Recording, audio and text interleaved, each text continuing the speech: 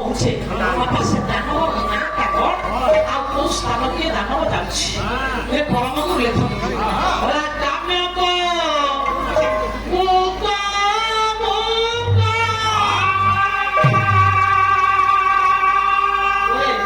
ଦେହ ପା ଭଲ ନାହିଁ ପେଟ ଗ୍ୟାସ୍ ହେଇକି ଜମା ଭଲ ଲାଗୁନି କଣ କରିବା ତଥାପି କର୍ମ କରିବା ପାଇଁ ଆସିଛେ ଯେତେବେଳେ ନିହାତି ଭାବରେ କରିବା କର୍ମ ତ କାହାକୁ ଦେବେ ଛାଡ଼ିନି ତେଣୁ କରି ମୋ ଧନ କଥା ପ୍ରସଙ୍ଗକୁ ଆଗେଇ ଗଲା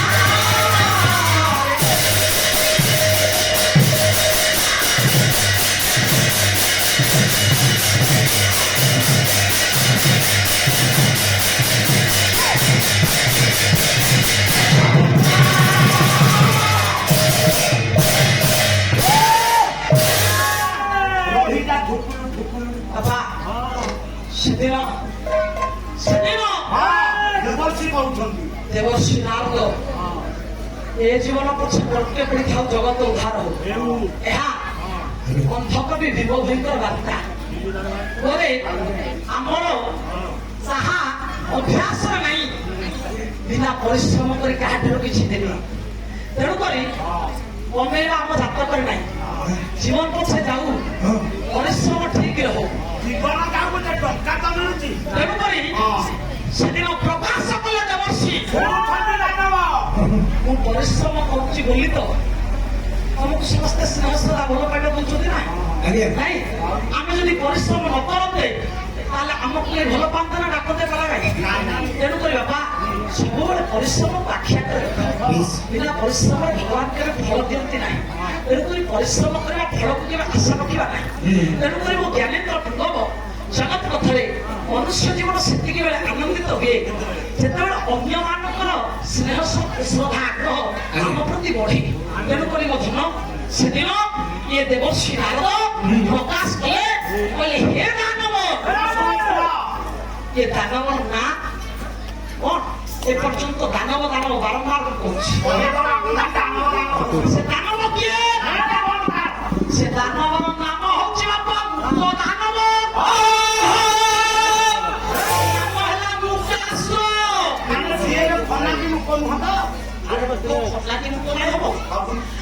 कथा कही पारती मुख बोली कहुए कि या नाटा हूँ मुकाश्र मुक्तदान ये भना कहीं हम एपर्यंत पूरा कथा कही देवर्षि कहूँ सी अच्छी सी किए से सब पचारुची तेणुक धन तार नामटा है मुकासुर ये मुकासुर से दिन दुई कर को जोड़ा हे देवर्षि ये तृतीय पांडव अर्जुन अच्छी कौटी देवर्षि कहले देवर्षि नारद कहले तृतीय पांडव अर्जुन बापा सही स्थान अच्छी आपण माने समस्त जानिछन दंडकारण्य मध्य पंचवटिका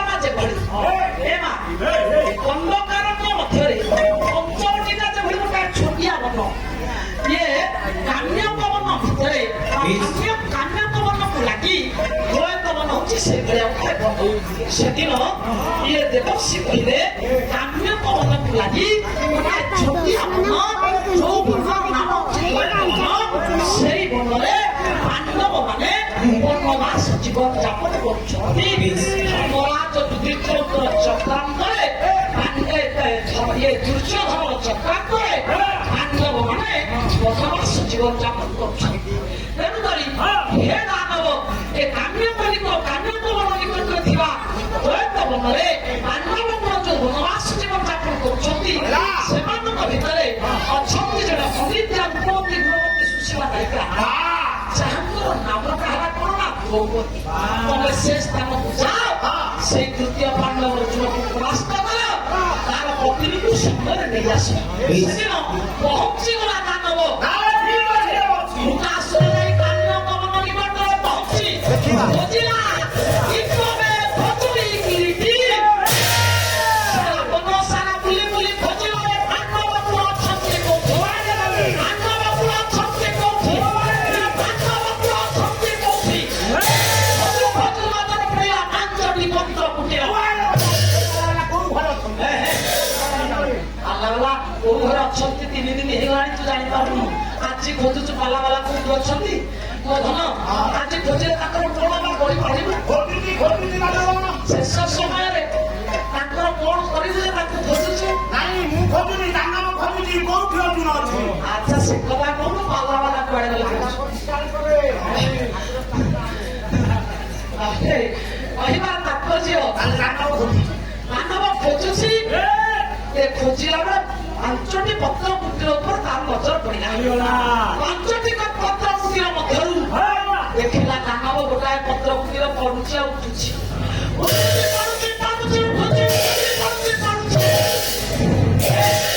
ଦାନବ ବିଚାର କଲା ମୁକାସୁର ଚିନ୍ତା କଲା କହିଲା ଦେବର୍ଷି ତ କହିଥିଲେ ଏ ତୃତୀୟ ପାଣ୍ଡବ ଗୋଟାଏ ଶ୍ରେଷ୍ଠ ବୀର ଚାହିଁଲେ ସୂର୍ଯ୍ୟଙ୍କର ଗତିପଥକୁ ଅବରୋଧ କରିଦେଇପାରେ ସେଇ ପତ୍ର କୁଟୀର ଭିତରେ ଶୋଇଛି ତାରି ନିଶ୍ୱାସ ହାତରେ ପତ୍ର କୁଟୀର ପଡୁଛି ଉଠୁଛି ବାପା ଏ କଥାକୁ ଚିନ୍ତା କଲା ବେଳେ ସିଏ କଣ ଜାଣିଛି ମୁକାସୁର ତା ଭିତରେ ଦ୍ୱିତୀୟ ପାଣ୍ଡବ ଭୀମା ଶୋଇଛି ବୋଲି ଇଏ ଭୀମସେନର ନିଶ୍ୱାସ ହାତରେ ବାପା ଏ ପତ୍ର କୁଟୀର ପଡୁଛି ଉଠୁଛି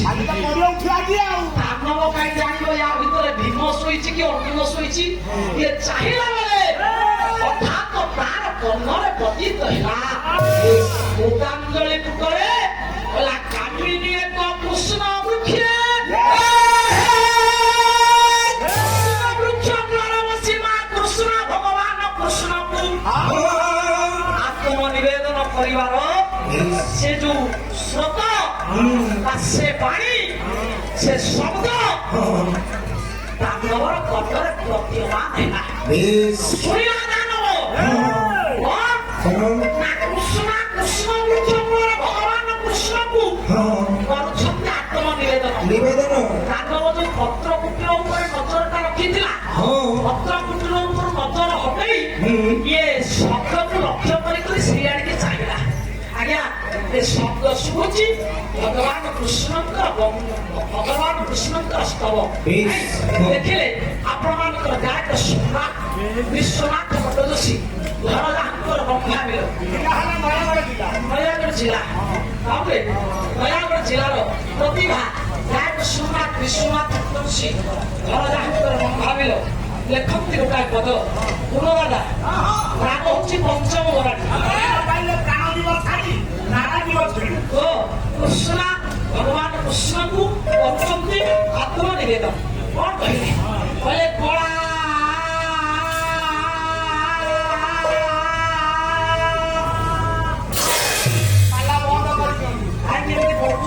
ଆମ ଗାଁ ଜେନାହାର କଥା ନଈ କୂଳେ ବନ୍ଧା ହେଇଥିଲା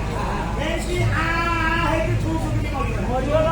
ଭାବୁଛି ତାହେଲେ ତମ ଗାଁକୁ ଜେନାହାର ବୋଧା ଆମ ଗାଁ ଜେନାହାର ବୋଧା କେମିତି ମରିଯାଇଥିଲା ବୋଲି ଭାବୁଛି ଗୁହାଳ ଗୋଟେଇବାକୁ କହୁନି ମୋ ସୁଖଟା ଟିକେ ଫୋପାଡୁଛି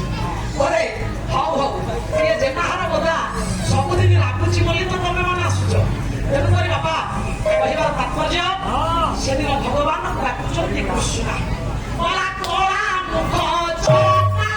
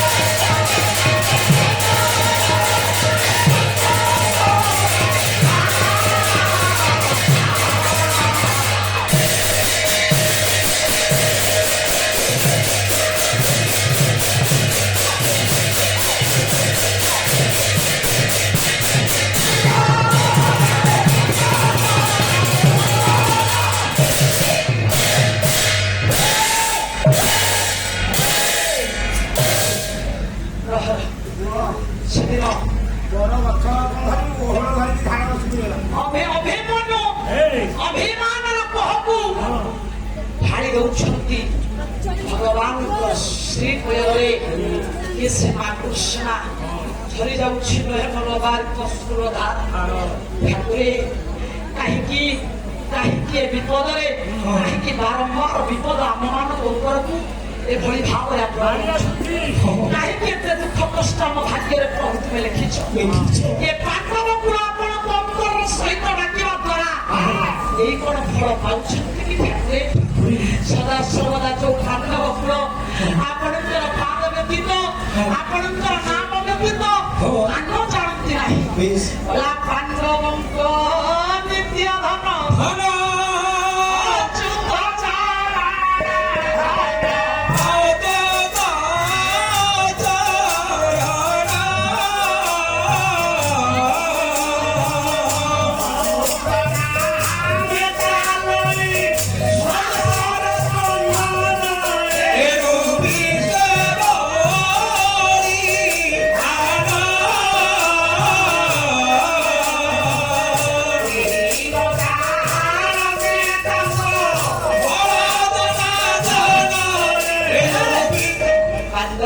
କେତେ ବଳ